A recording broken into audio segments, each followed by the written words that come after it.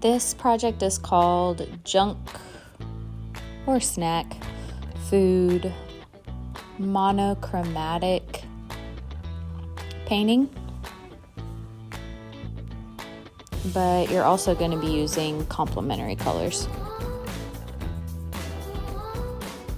So first I started sketching, but it's hard to see here. I have lightly folded my paper in half in both directions and started to sketch my favorite snack food. I'm going to speed up the video here just to not take all your time.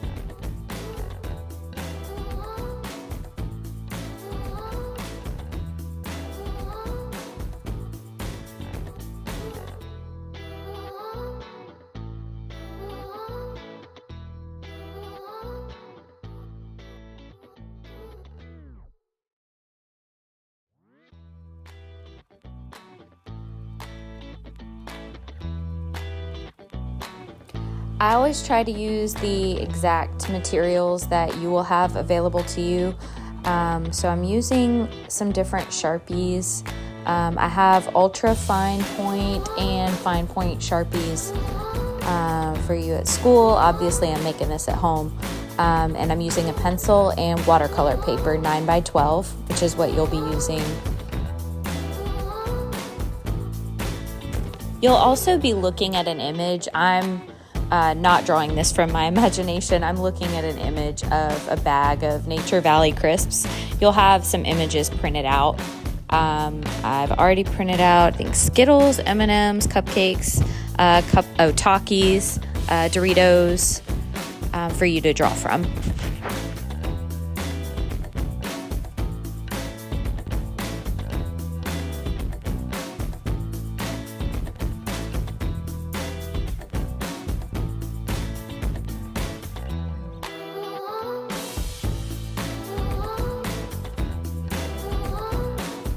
I'm spending a lot of time shading and varying the values on this.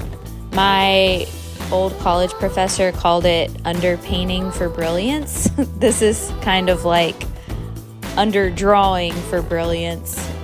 It'll help when you add your tints and shades later. At this point, I'm done drawing and adding all my shading. I'm going to fold the paper again and kind of tap it on the top, the bottom, and in the middle, vertically and horizontally. And now I'm drawing a line with a pencil using a checkbook, but you can use any straight edge to draw a straight line down the center vertically, and now I'm doing it horizontally, just kind of pressing, not really creasing a lot because I don't want to do that to my paper. Just giving myself a little fold so I can draw a straight line and make 4 squares.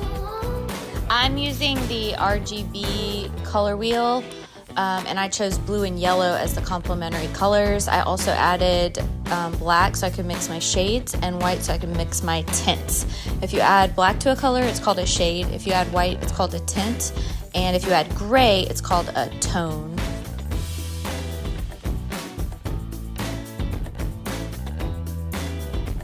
I'm using 2 brushes, an angular shader, which is a flat brush, and a round brush, a small round brush.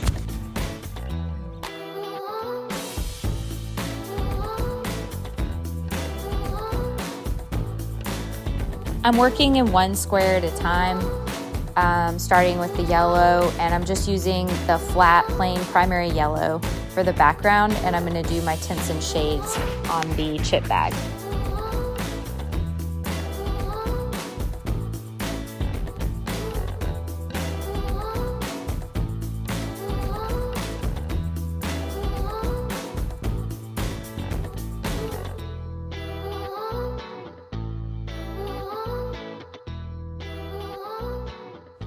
I use the back of my brush and pick up a little bit of yellow and a little bit of white, mix that together to get my first tint.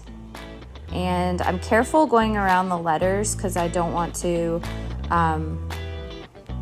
cover up the letters, the brand name of the item.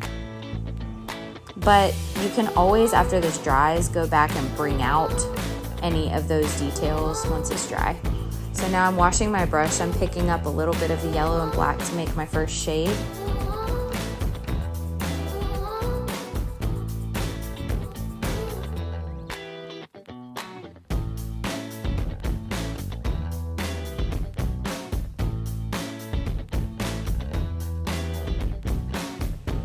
I wanted a little bit of variety, so I made 2 different shades to work with here, just by adding a little bit more yellow.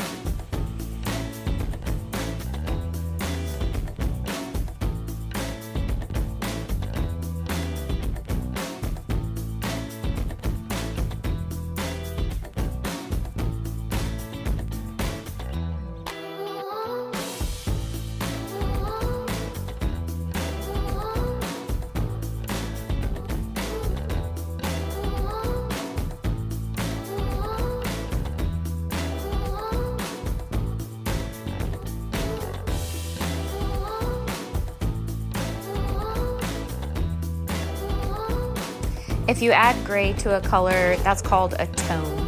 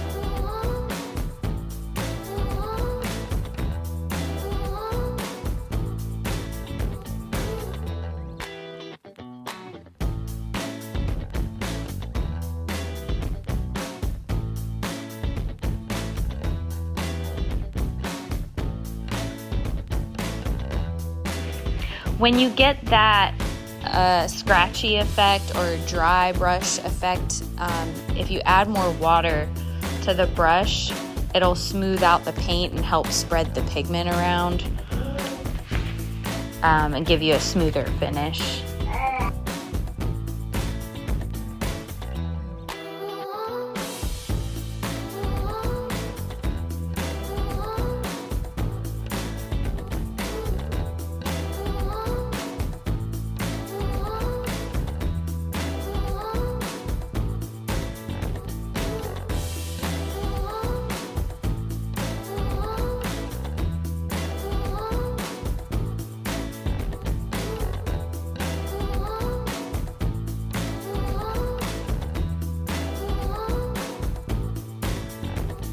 Also, if you watch, I often go back in the water and not back in the paint.